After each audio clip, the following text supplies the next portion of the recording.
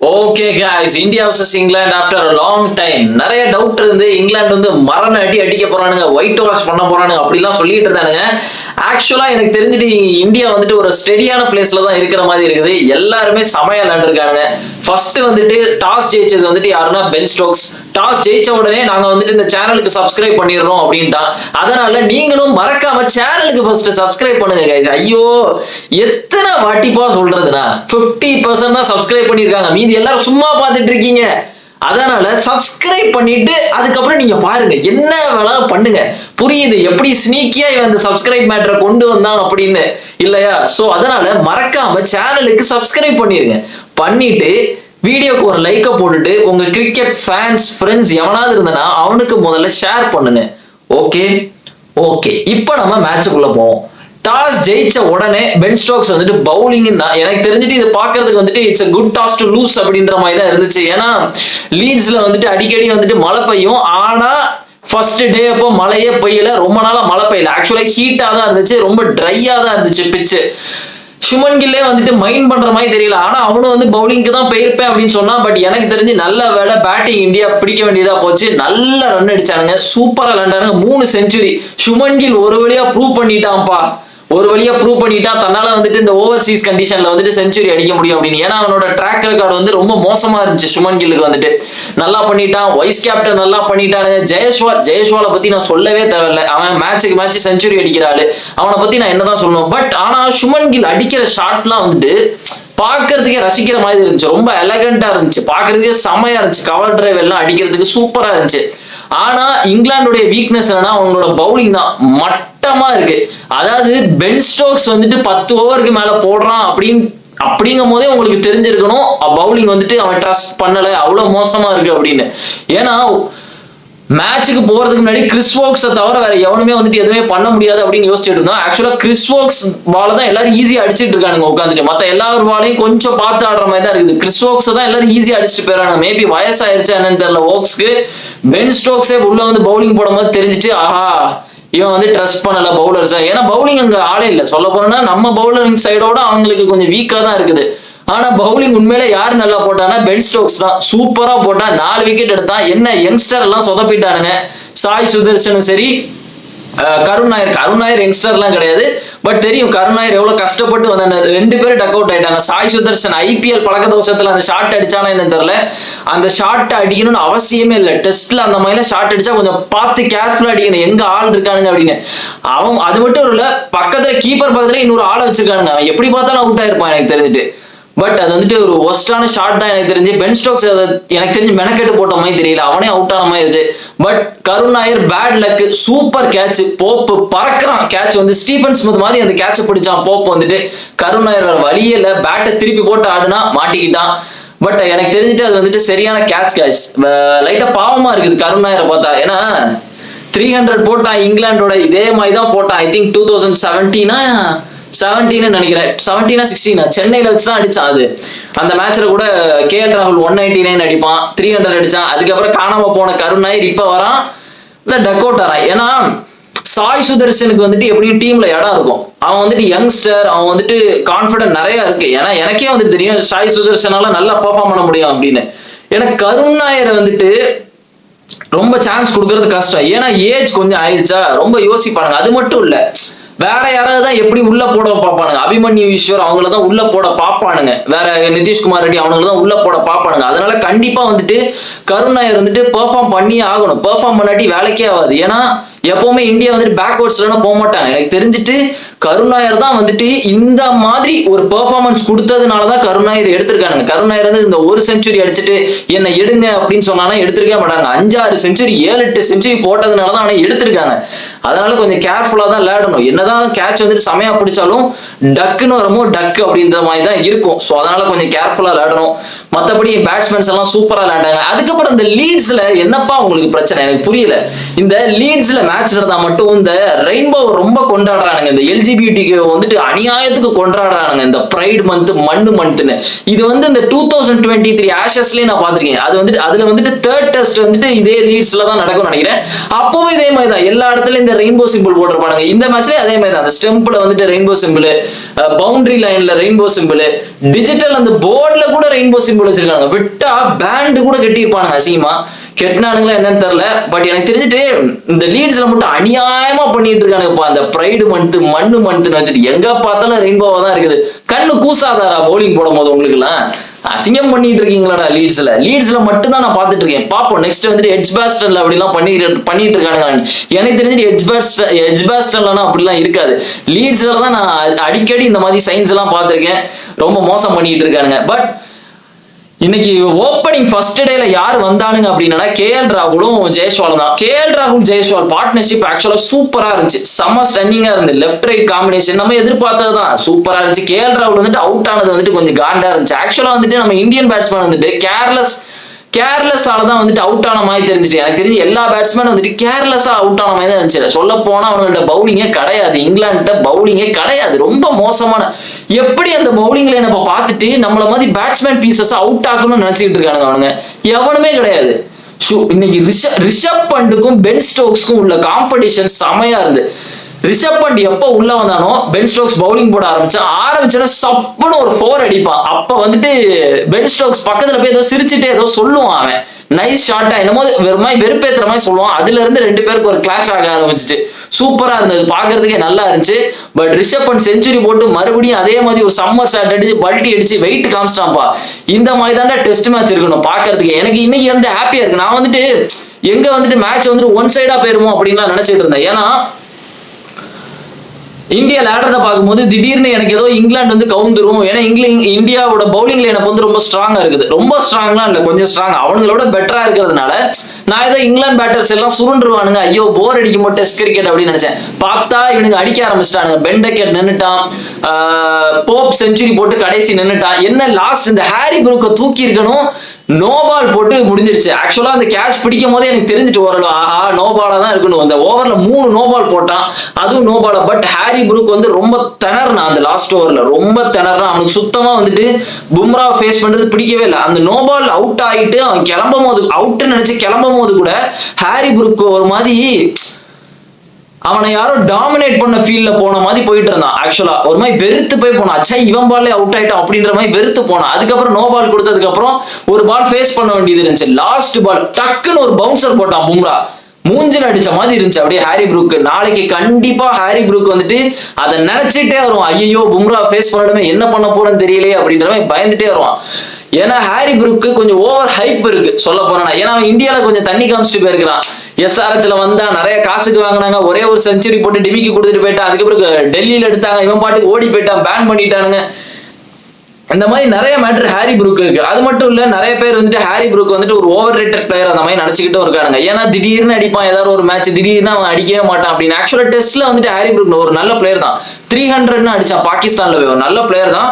But white பால்ல கொஞ்சம் சொதப்பிட்டு தான் இருக்கான். பட் ஒயிட் வாஷ் எல்லாம் பண்ண அவனோட கேப்டன்சில வந்துட்டு வெஸ்ட் இண்டீஸ் ஒயிட் வாஷ் எல்லாம் பண்ணாங்க 2 இதுலயும் சரி. பட் இப்ப சொல்ல போனா வெஸ்ட் இண்டீஸ் ரொம்ப மோசமான கண்டிஷன்ல தான் இருக்குது. ரெண்டு ஃபார்மேட்ல ஒயிட் வாஷ் அடி வாங்கியிருக்காங்க. T20ல எப்பவுமே வெஸ்ட் இண்டீஸ் ஸ்ட்ராங்கா இருக்கிற ஆளுங்க தான்.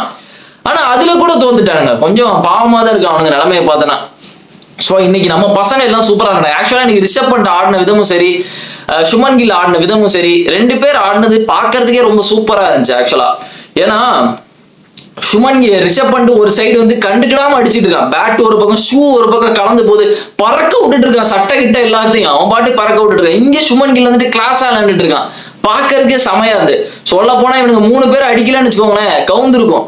ஆனா இவனுக்கு அடிக்கிறதெல்லாம் பார்க்கும்போது ஏதோ ரன் வந்துட்டு 500 தாண்டி போற மாதிரி இருந்துச்சு. ஆனா சுத்தி வளைச்சு பார்த்தோன்னா ஒரு 500 தாண்டல. இது வந்துட்டு ஒரு நல்ல டோட்டல் தான். பட் இருந்தாலும் எனக்கு தெரிஞ்சு இன்னும் கொஞ்சம் ஒரு எக்ஸ்ட்ரா ஒரு ரன் போட்டு ஒரு 500 தாண்டி இருக்கலாமோ அப்படின்னு தோணுச்சு. ஏன்னா அந்த 3 பேரை தவிர வேற யாருமே அடிக்கலாம். கேஎல் ராகுல் கொஞ்சம் அடிச்சான், மீதி பாத்தீங்கன்னா எல்லாருமே சுருண்டுகிட்டானுங்க. சொல்ல போனா இவங்களுக்கு இருக்கிற பவுலிங்ல என்ன போச்சு, நம்ம எவ்வளவு வேணாலும் அடிக்கலாம். ஏன்னா ஸ்டோக்ஸே வந்து உள்ள போடுறான் அப்படிங்கும் போது, ஏன்னா ஸ்டோக்ஸ்லாம் அவ்வளவு ஓவர் போடுற ஆளே கிடையாது. ஏன்னா அவனும் இந்த இன்ஜுரி வரக்கூடிய ஆள் தான். டக்குன்னு ஹாம்ஸ்ட்ரிங் இன்ஜுரி வந்துடும், அவன் பாட்டுக்கு போய் படுத்துக்கிடுவான், வரமாட்டான் மேட்சுக்கு. இந்த மாதிரி நடக்கக்கூடிய ஆள் தான். ஆனா ஃபீல்டுக்குள்ள இருக்கும்போது பென் ஸ்டோக்ஸ் வந்து ரொம்ப ஸ்ட்ராங்கா இருப்பான், ஆக்டிவா இருப்பான். அவனும் சரி, இந்த பேட் கமிங்ஸும் சரி. ஃபாஸ்ட் பவுலர்ஸ்லாம் ஒரு பால் போட்டோன்னு ஒரு மாதிரி ஸ்லோவா போவானுங்க. சில பவுலர்ஸ் தான் வந்துட்டு எப்பவுமே ஆக்டிவா இருப்பாங்க. அந்த பிரெட்லி, டேல் ஸ்டெயின், வேற யார் மிச்சல் ஜான்சன், அதே மாதிரி அந்த பேட் கமிங்ஸ் அதே மாதிரி தான் சுறுசுறுப்பா இருப்பான். பவுலிங் பண்ணா சிறுசுன்னு ஓடிட்டு இருப்பான். அதே மாதிரி தான் பென் ஸ்டோக்ஸ் பால் போட்டுன்னு கிளம்பிக்கிட்டே இருப்பான். அதே மாதிரி ஒரு பர்சன் தான். ஆனா அவனுக்கு இன்ஜுரி வரதுக்கு நிறைய சான்ஸ் இருக்கு. இந்த மார்க் வுட்டும் சரி, வேற யார் இந்த கஸ் ஆக்கின்சன் இவனுங்கன்னா இல்லாதனால கொஞ்சம் பிரச்சனையா இருக்கு. மார்க் வுட் வந்துட்டு 5th டெஸ்ட் தான் வருவேன்றான். இவன் என்னைக்கு 5th டெஸ்ட் வந்து எனக்கு தெரிஞ்சு அதுக்குள்ள இந்தியா பேக்கப் பண்ணிடுவானுங்கன்னு நினைக்கிறேன். சோ பாப்பா சுமன் கில் கேப்டன்சில வந்துட்டு இவனுக்கு வின் பண்றானுங்களா என்ன அப்படின்றது வந்துட்டு இன்ட்ரெஸ்டிங்கா இருக்க போகுது. ஃபர்ஸ்ட் நான் ஒண்ணு சொல்றேன், டெஸ்ட் மேட்சை பொறுத்தவரை உடனே ஜட்ஜ் பண்ணக்கூடாது. எப்பவுமே ஒரு டே வச்சுட்டு ஃபர்ஸ்ட் டேல வந்துட்டு சுமன் கில் வந்துட்டு நல்லா விளையாண்டு செஞ்சுரி போட்ட உடனே எல்லாரும் வந்துட்டு விராட் கோலிக்கு கம்பேர் பண்ண ஆரம்பிச்சிட்டாங்க. அது தப்பு. சச்சின் வேற, விராட் வேற, சுமன் கில் வேற. சுமன் கில்ல பார்த்தாலே நல்லா இருக்கும். சுமன் கில்ல விராட்டுக்கு எடுத்துட்டு போதீங்க. விராட்டு கிட்ட சுமன் கில் வர மாட்டான். அதே மாதிரி கோலி சச்சின் கிட்ட வர மாட்டாரு. புரியுதா? இதே மாதிரிதான். சோ சுமன் கில் அவனோட வேலையை பார்த்துட்டு இருக்கேன். இந்த டெஸ்ட் சீரீஸ் முடிஞ்சதுக்கு அப்புறம் தான் சுமன் கிலோட கேப்டன்சி உண்மையிலே எப்படி இருக்கு அப்படின்னு தெரியும். இப்ப எல்லாமே சுமன் கிலுக்கு கொஞ்சம் ஃபேவரா தான் போற மாதிரி தெரியுது. பும்ரா 3 விக்கெட் எடுத்துட்டான். மத்த எல்லா பவுலரும் கொஞ்சம் உல்டாவா தான் போட்டுட்டு இருக்கானுங்க. சிராஜ், டிஎஸ்பி சிராஜ் அவன் பாட்டுக்கு போட்டுட்டு இருக்கான் கடமைக்குன்னு. என்ன நடக்க போகுதுன்னு தெரியல. தலைவர் கட்டிங்லாம் அடிச்சுட்டு வந்திருக்காரு. என்ன ஆக போதோ. அந்த சாகுல் தாகருக்கும் ஒன்னும் ஓட மாட்டேங்குது. சோ பும்ரா தான் இந்த பார்டர் கவாஸ்கர் மாதிரி எப்பவும் இந்த பும்ரா தான் காப்பாத்திட்டு இருக்க மாதிரி தெரியுது எனக்கு தெரிஞ்சு. பாப்போம் என்ன நடக்குது. 2 days தான் முடிஞ்சிருக்கு. இங்கிலாண்டும் நிக்கிறானுங்க. நாளைக்கு எப்படி இந்த ஹாரி புரூக் ஃபேஸ் பண்ண போறான் அப்படின்றது கொஞ்சம் இன்ட்ரெஸ்டிங்கா இருக்கும் போது பும்ராட்ட சறுக்குன்னு மாட்டிக்கிடுவான்னு தோணுது எனக்கு. அப்படி இல்லாட்டி சீன் காட்டுவானா, நான் ஹாரி புரூக் தான்டா அப்படின்னு எதுவும் ப்ரூவ் பண்ணுவானா அப்படின்றத பார்ப்போம். ஆனா ஓலி போப் ஸ்ட்ராங்கா இருக்கு. அந்த போப் வந்துட்டு எப்பவுமே இந்த இந்தியாவோட ஃபர்ஸ்ட் மேட்ச் ஒரு செஞ்சுரி போடுறான். இதே மாதிரி தான் போன வருஷம் இந்தியாவில வச்சு ஃபர்ஸ்ட் மேட்ச் ஜெயிப்பானுங்க அவனுங்க. ஹைதராபாத்ல வச்சு ஜெயிப்பானுங்க நினைக்கிறேன். அப்போ 196 அடிப்பான். சூப்பரா விளையாடுவான் போப்பு. அதே மாதிரி இன்னைக்கு ஒரு 100 போட்டான் பாத்தீங்களா ஃபர்ஸ்ட் மேட்ச். நான் கூட இங்கிலாந்து ஆக்சுவலா சுருண்டுருவாங்கன்னு நினைச்சேன். பட் பரவாயில்ல, நின்னுட்டாருங்க. பெண்டகெட் வச்சு சொல்லவே வேண்டாம். கன்சிஸ்டன்சியா அவன் பாட்டு விளையாண்டுட்டே இருப்பான். கிராலே தான் மாட்டிக்கிட்டான். பஸ் பால் மாதிரி தான், சொல்ல போனா பஸ் பால் மாதிரி தான் விளையாண்டுட்டு இருக்கானுங்க. பஸ் பால் ஸ்டைல தான் விளையாண்டுட்டு இருக்கானுங்க. கொஞ்சம் ஃபாஸ்டா விளையாடுறானுங்க. நல்லா தெரியுது. மேட்ச் கொஞ்சம் இன்ட்ரெஸ்டிங்கா இருக்கு. பார்க்க இன்ட்ரெஸ்டிங்கா இருக்கு. நான் வந்துட்டு என்ன சுமன் கில்ட எதிர்பார்க்கிறேன் ஒரு கேப்டனா இருந்தேன்னா, இப்ப வந்துட்டு பார்க்க நல்லா இருக்கும் இல்லையா? இப்ப வந்துட்டு எல்லாமே ஈஸியா இருக்கிற மாதிரி இருக்கும். எப்ப வந்துட்டு சுமன் கிலோட கேப்டன்சி டெஸ்ட் ஆகும் அப்படின்னா, விக்கெட் எடுக்காம ரொம்ப நாளா போயிட்டு இருக்கும் தெரியுமா? அப்பதான் பிரஷர் அதிகமா வரும். திடீர்னு 2 பேட்டர் இருப்பானுங்க. பும்ரா பவுலிங் போட்டுக்கிட்டே இருப்பான். அவுட்டே ஆக மாட்டானுங்க. ரன் வந்துகிட்டே இருக்கும். ஒரு சைடு லீடு போயிட்டே இருக்கு. இப்ப ட்ரையல்ல இருக்கிறதுனால ஒண்ணும் தெரியாது. இப்ப ட்ரையல் ஒரு 250 கீழே இருக்கிறனால ஒண்ணும் தெரியாது. ஒரு 100 லீட் தாண்டி போயிட்டே இருப்பானுங்க தெரியுமா? அப்பதான் பிரஷர் வரும். ஆஹா நிறைய அடிக்கணுமோ அப்படின்ற மாதிரி ஒண்ணு வரும். அதை எப்படி சுமன் கில் ஹேண்டில் பண்றான் அப்படின்றது பாக்குறதுக்கு இன்ட்ரெஸ்டிங்கா இருக்கு. பட் அஸ் அ பேட்ஸ்மேனா வந்துட்டு நல்லா பண்ணிட்டான். நான் ஒரு வீடியோலே சொல்லுவேன் அவன்கிட்ட. ஏன்னா எத்தனை வாட்டி தான் அவன் வந்துட்டு பெர்ஃபார்ம் பண்ணாம இருப்பான். அவனுக்கு ஏதாவது ஒரு மோட்டிவேஷன் வரும். திடீர்னு விளையாடுவான். இதே மாதிரி தான் விராட் கோலி. இதே மாதிரி தான் 2014 ஜிம்மி ஆண்டர்சன் வந்துட்டு ஒரு ப்ளூ பிரிண்டே போட்டு காமிச்சிட்டான். இப்படிதான் விராட் கோலி அவுட் ஆகணும்னு. அதுக்கப்புறம் விராட் கோலி ஒரு 2018 வந்து கம்பேக் கொடுத்து ஒரு 2 செஞ்சுரி போட்டான். பட் ஆக்சுவலா வின் பண்ணல சீரீஸா தோத்துட்டானுங்க. கடைசியா எப்ப இந்தியா வந்துட்டு இங்கிலாந்து வந்து அடிச்சானுங்க அப்படின்னா அது 2007. டோட்டலா 3 வாட்டி தான் அடிச்சிருக்காங்க. 2007 ஒண்ணு, 1986 ஒண்ணு நினைக்கிறேன். அதுக்கப்புறம் 1971 என்னமோ அந்த டைம்ல தான் வின் பண்ணிருக்காங்க. ஆக்சுவலா விராட் கோலி கேப்டன்சிலே ஒரு வாட்டி ஜெயிச்சிருக்கலாம். அந்த 2021 டெஸ்ட் சூப்பரா ஜெயிச்சிருக்கலாம். இந்த கோவிட்னு வந்து லாக்டவுனை திருப்பி போட்டுட்டு அந்த ஒரு மேட்சை மட்டும் தனியா 2022 வச்சதுனால மொத்த ரிதமும் மாறிட்டு மேட்சை டிரா பண்ணிட்டாங்க. ஆக்சுவலா கோலி கேப்டன்சில நம்ம ஜெயிக்க வேண்டியது எல்லாத்துக்கும் காரணம் இந்த கோவிட் தான். அந்த கோவிட் புண்டாமா வந்ததுல இருந்து எல்லாத்துக்கும் பிரச்சனை தான். சை, அது இல்லாட்டி ஜெயிச்சிருக்கலாம். பாப்போம் சுமன் கில் வந்து ஜெயிக்கிறானா இல்ல பென் ஸ்டோக்ஸ் வழக்கம் போல வந்துட்டு ஏதாவது பண்ணி விடுறானா அப்படின்னு. அவனுங்க சைட பாத்தீங்கன்னா பேட்டிங் செம்ம சாலிடா வச்சிருக்கானுங்க. செம்ம சாலிடான பேட்டிங்ல, பவுலிங் தான் ரொம்ப ஸ்ட்ரகிள் பண்ணிட்டு இருக்கானுங்க. ரொம்ப பார்த்தாலே தெரியுது வீக்கான பவுலிங்ல என்ன பண்ண. இப்ப நம்ம பவுலர்ஸை பார்த்தாலும் எனக்கு வீக்கா தெரியுது. கொஞ்சம் குண்டி மாதிரி தான் போட்டுட்டு இருக்கானுங்க சொல்ல போனோம்னா. பும்ராவை தவிர எவனும் போட மாட்டேங்கிறான். பார்ப்போம் டே 3ல வந்துட்டு எப்படி போடுறாங்க அப்படின்னு. பட் இன்னைக்கு ஆக்சுவலா நல்லா இருந்துச்சு. டெஸ்ட் கிரிக்கெட் வந்து பாக்குறது கொஞ்சம் இன்ட்ரெஸ்டிங்கா இருந்து. அது மட்டும் இல்ல கைஸ், கிரௌடு நல்லா வருது. எல்லாரும் வந்துட்டு இந்த விராட் கோலி வந்து நான் ஒரு இது கேள்விப்பட்டு இருக்கேன். அடிக்கடி இந்த இவனுங்கெல்லாம் சொல்லிட்டு இருக்காங்க. நான் விராட் கோலி ஃபேன். உங்க எல்லாருக்குமே தெரியும் எனக்கு விராட் கோலி, ரோஹித் சர்மா எப்படி பிடிக்கணும். விராட் கோலி இல்லைன்னா பார்க்கவே வரமாட்டாங்க. அதெல்லாம் வேற. கிரிக்கெட் வந்துட்டு சாவவே சாவாது. Game won't die. புரியுதா? சச்சின் வருவாரு, டோனி வருவாரு, ரோஹித் வருவாரு, விராட் கோலி வருவாரு. இந்த மாதிரி ஆள் வந்துட்டு போயிட்டே இருப்பாங்க. கேம் இங்கே தான் இருக்கும். இன்னைக்கு பாருங்க ஸ்டேடியம் ஃபுல்லா தான் இருக்கு. எல்லாம் எவனும் விராட் கோலி இல்லாம பார்க்க வர மாட்டாங்க, அப்படி வர மாட்டாங்க, அப்படிலாம் இல்ல, வந்துகிட்டே இருப்பாங்க, டைம் போயிட்டே இருக்கும், ஆளுங்க மாறிக்கிட்டே இருப்பானுங்க. எப்பவுமே கேம் தான் first. If you think you are bigger than the game அப்படின்னு நீங்க நினைச்சுக்கிட்டு இருக்கீங்க அப்படின்னா, நீங்க அவுட் ஆனாலும் அவுட் கொடுக்க மாட்டாங்க. அதுதான் bigger of the game, bigger than the game அப்படின்னு அர்த்தம். புரியுதா? நீங்க ஃபுட்பாலா இருந்தாலும் கிரிக்கெட்டா இருந்தாலும் நீங்க அவுட் ஆனாலும் அவுட் கொடுக்க மாட்டாங்க. சார் அவர் எவ்வளவு பெரிய ஆடு, அவர் அவுட் கிடையாது சார் அப்படிமாங்க, தெரியுமா? அதுதான் பிகர் தன் த கேம்னு அர்த்தம். பட் எப்பவுமே கேம் தான் பெருசு, அதை தெரிஞ்சுக்கோங்க. ஏன் நான் சொல்றேன்னா, சும்மா சொல்றேன். நிறைய பேர் இந்த அஸ்வின் சொன்னதை வச்சுட்டு இது பண்ணிருக்காங்க, அஸ்வினுக்கு ஒன்றும் தெரியாது, வேலையை பார்த்துட்டு போங்க அப்படின்னு. பட் ஆக்சுவலா யோசிச்சு பாருங்களேன், கேம் தான் பெருசு எப்பவுமே. நானே சொல்றேன், கேம் தான் எப்பவுமே பெருசு. பட் இருந்தாலும் விராட் கோலி மாதிரி ஒரு ஸ்பைஸை எவனும் கொண்டு வந்திருக்க முடியாது டெஸ்ட் மேட்சுக்கு. விராட் கோலி இருக்கும் போது பாக்குறது வேற கைஸ். அது வந்துட்டு பார்த்தவங்களுக்கு தெரியும் டெஸ்ட் கிரிக்கெட் வந்து விராட் கோலி எவ்வளவு இன்ட்ரெஸ்டிங்கா காட்டுவாங்க. ஒரு சின்ன எக்ஸாம்பிள் வந்து நம்ம 2022 டெஸ்ட் சீரிஸ் எடுத்துக்கலாம். எவ்வளவு செமையா இருக்கும் விராட் கோலி கேப்டன்சில அந்த பாரிஸ் ஸ்டோக் இவனுக்கு சண்டை வர்றது, அது உள்ள அந்த பம்ப் டப்பா இருக்கிறது, அதெல்லாம் செமையா இருக்கு விராட் கோலி கேப்டன்சில. அந்த ஸ்பைஸ் வந்து கொஞ்சம் மிஸ் ஆகும் எனக்கு தெரிஞ்ச சுமன் கில் கேப்டன்சில. சுமன் கில் வந்துட்டு பூக்கி பையன், இந்த கியூட் அந்த மாதிரி ஒரு சின்ன ஒரு GAY அந்த மாதிரி ஒரு பயலா இருக்கான் இவன். எனக்கு அவனை பார்க்கும்போது அப்படி தோணுது, அவ்வளவுதான், வேற ஒண்ணும் இல்லை. பர்சனலா எடுத்துக்காதீங்க, எனக்கு அவனை பார்க்கும்போது அப்படிதான் தோணுது. ஒரு மாதிரி இருக்கானே, ரொம்ப இசன் பக்கமே சாயிறானே, சரியில்லையே அப்படின்ற மாதிரி தான் எனக்கு தோணுது. என்ன இருந்தாலும் கிங் கிட்ட வராது. அதனாலதான் நான் சொல்றேன், விராட் கோலி இருக்கும்போது டெஸ்ட் கிரிக்கெட் வேற மாதிரி இருக்கும். அதுக்காண்டி வந்துட்டு விராட் கோலி இருந்தாதான் பார்ப்போம் அப்படின்னா இல்லை. பட் ஆக்சுவலா எனக்கு லைட்டா வருத்தமா இருக்கு, விராட் கோலி வந்து இந்த டெஸ்ட் சீரிஸ் விளையாண்டுருக்கலாம்னு எனக்கு தோணுது. ஏன்னா பவுலிங் வீக்கா இருக்குதா, அந்த டெஸ்ட் வந்துட்டு பெரிய பவுலரா இருந்தானுங்க. ஹேசல்வுட், போலாண்டு, எம்மா அந்த போலாண்டாலே விராட் கோலி ரிட்டையர் ஆயிட்டாம்பா. இந்த Boland, Mitchell Starc, Pat Cummins இருந்ததுனாலதான் எனக்கு தெரிஞ்சுட்டு அவ்வளவு டஃபா இருந்து ஃபேஸ் பண்றதுக்கு. பட் இந்த பவுலிங் லைனப்ல எனக்கு தெரிஞ்சு விராட் கோலி 4 செஞ்சுரி கூட போட்டுருவாங்க போல கைஸ்.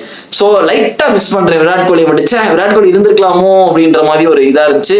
பட் பரவாயில்ல, எதுவும் இல்லை, யங்ஸ்டர் சூப்பரா விளையாடுறாங்க, நல்லா பண்றாங்க. பாப்போம் தேர்ட் டேல என்ன நடக்குது அப்படின்னு. நான் ஃபர்ஸ்ட் டேலே வந்துட்டு வீடியோ போட்டு நினைச்சேன், பட் இருந்தாலும் அவுட் ஆகலையா, எனக்கு ஏதோ செஞ்சுரி போடுவானுங்க அப்படின்னு தோணுச்சு. அதே போட்டானுங்க, நல்ல விஷயம், சூப்பரா விளையாண்டானுங்க. அது மட்டும் இல்ல, இன்னொரு மேட்டர், ஸ்ரீலங்கா vs பங்களாதேஷ் வந்துட்டு டெஸ்ட் சீரிஸ் போயிட்டு இருக்கு. எல்லாரும் பாத்துருப்பீங்கன்னு நினைக்கிறேன். பாத்துக்கிறீங்களா என்னன்னு தெரியல. பங்களாதேஷ் ஆக்சுவலா சூப்பரா விளையாண்டாங்க. கேப்டன் சாண்டோஸ் வந்துட்டு 2 செஞ்சுரி போட்டா. ஃபர்ஸ்ட் இன்னிங்ஸ்ல ஒரு செஞ்சுரி, செகண்ட் இன்னிங்ஸ்ல ஒரு செஞ்சுரி. அது மட்டும் இல்ல, முஷ்ஃபிகுர் ரஹீமும் ஒரு செஞ்சுரி போட்டாச்சு. மேட்ச் வந்து டிரா. ஆக்சுவலா பங்களாதேஷ் வின் பண்றதுக்கு நிறைய சான்ஸ் இருந்துச்சு. நடுவுல ஒரு டைம்ல மழை பெஞ்சிச்சு, அதனால கொஞ்சம் டைம் டிலே ஆயிட்டு. அது மட்டும் இல்ல, ஸ்ரீலங்கன் டீமோட லெஜெண்ட் ஆஞ்சலோ மேத்யூஸ் ரிட்டையர் ஆறாரு. பாத்துருவீங்கன்னு நினைக்கிறேன். பயங்கரமா இருந்து ஆஞ்சலோ மேத்யூஸ் வந்து பங்களாதேஷ் பிளேயர் வந்துட்டு இந்த இதெல்லாம் கொடுத்தது, இந்த பேட்டை வச்சுட்டு என்ட்ரி கொடுத்ததெல்லாம் பார்க்கவே செமையா இருந்து. என்ன ஷக்கீப் அல் ஹாசன் மட்டும் இல்ல, தலைவர் இருந்தா கொஞ்சம் வேற மாதிரி போயிருக்கும். என்னையா டைம் ஆயிட்டு இருக்கு அப்படின்ற மாதிரி ஏதாவது சீன் பண்ணிருப்பான். பட் அந்த மாதிரி ஷக்கீப் அல் ஹாசன் இல்ல பாத்தீங்களா. பட் ரொம்ப வந்துட்டு எமோஷனல் மூவ்மெண்ட் மாதிரி ஆயிட்டு ஆஞ்சலோ மேத்யூஸ். ஆதி காலத்துல இருந்து ஆஞ்சலோ மேத்யூஸை பார்த்துட்டு இருக்கு, திடீர்னு பார்த்தா இன்னைக்கு ரிட்டையர் ஆறாரு தலைவர். சோ பயங்கர வரவேற்பா இருந்துச்சு. லாஸ்ட் மேட்ச் டீசெண்டா போயிட்டாரு, டிரா ஆயிட்டு. பட் பங்களாதேஷ் உண்மையிலேயே சூப்பரா விளையாண்டாங்க, அவங்களுக்கும் செமையா விளையாண்டாங்க. பட் இருந்தாலும் வந்துட்டு பங்களாதேஷ் ஸ்ரீலங்கா வந்துட்டு ஸ்ரீலங்கா எப்பவுமே வந்துட்டு இந்த டெஸ்ட்ல அவங்க ஹோம்ல ஸ்ட்ராங்கா இருப்பாங்க. அந்த மாதிரி இருக்கிற டீமை வந்துட்டு ஆஸ்திரேலியாவே ஸ்ட்ரகிள் பண்ணுவாங்க சில சமயம் ஸ்ரீலங்கா வந்துட்டு இங்க வந்து ஃபேஸ் பண்றதுக்கு, ஸ்ரீலங்கால ஃபேஸ் பண்றதுக்கு. ஆனா பங்களாதேஷ் அதையே வந்துட்டு கேபிட்டலைஸ் பண்ணி சூப்பரா விளையாண்டுருக்கானுங்க, அது வந்துட்டு பாராட்டி ஆகணும். பட் டிராவ் ஆயிட்டு அவனுங்க செகண்ட் டெஸ்ட்ல பார்ப்போம் என்ன பண்றாங்க. நம்ம வந்துட்டு நாளைக்கு பார்ப்போம். ஐ மீன் நாளைக்குன்னா இன்னைக்கு இல்லையா, இன்னைக்கு தான் நீங்க வீடியோ பார்ப்பீங்க. தேர்ட் டே என்ன நடக்கும் பார்ப்போம். ஹாரி ப்ரூக் என்ன பண்றான் அப்படின்றத பாக்குறதுக்கு கொஞ்சம் இன்ட்ரெஸ்டா இருக்கும். எனக்கு தெரிஞ்சு இந்தியா ஜெயிச்சிருவாங்கன்னு நினைக்கிறேன். பட் நம்ம இந்தியன் பவுலர்ஸ் எல்லாரும் கொஞ்சம் செயல்பட்டாதான் நல்லா இருக்கும். ஏப்பா மதர் இந்த பும்ரா மட்டுமே விக்கெட் போட்டு விக்கெட் எடுத்துட்டே இருக்கிற மாதிரி இருக்குது. என்னுடைய கெஸ் கரெக்டா இருந்ததுன்னா நெக்ஸ்ட் மேட்ச் வந்துட்டு 100% ஹர்ஷ்தீப் சிங்க்கு சான்ஸ் கிடைக்கும் அப்படின்றது வந்துட்டு என்னால பார்க்க முடியுது. ஏன்னா I think they will go for Harshdeep Singh. ஏன்னா ஏதோ ஒரு சேஞ்ச் இருக்கணும் கைஸ். இந்த ஷாகுல் தாகூரும் சரி, பிரசித் கிருஷ்ணா கொஞ்சம் ஸ்ட்ரகிள் பண்ற மாதிரி இருக்குது. மேபி செகண்ட் இன்னிங்ஸ்ல விக்கெட் எடுக்கிற நிறைய சான்ஸ் இருக்கு. நான் பாட்டுக்கு ஒரு இன்னிங்ஸ் வச்சுட்டு ப்ரெடிக்ட் பண்ணிட்டு இருக்க முடியாது. இவன் வந்துட்டு போட மாட்டான் அப்படின்ற மாதிரி. ஷாகுல் தாகூரை பத்தி நமக்கு கதை தெரியல. ஷாகுல் தாகூரை வந்துட்டு எதுக்கு எப்பவும் டீம்ல வச்சிருக்காங்க அப்படின்ற ஒன்லி ரீசன் எனக்கு தெரிஞ்சு பவுலிங்கை விட அவன் பேட்டிங்கும் கொஞ்சம் நல்லா ஆடுவான். அதனாலதான் ஷாகுல் தாகூரை எப்பவுமே வைப்பாங்க. அது மட்டும் இல்ல, பவுலிங் வந்துட்டு அவனை விக்கெட் எப்ப தெரியுமா அவன் கரெக்டா இருப்பான். அந்த ஷாகுல் தாகூர்னா இந்த பார்ட்னர்ஷிப் பிரேக் பண்றதுக்கு மட்டும்தான் எப்பவுமே ஷாகுல் தாகூர் ரொம்ப யூஸ்ஃபுல்லா இருப்பான்.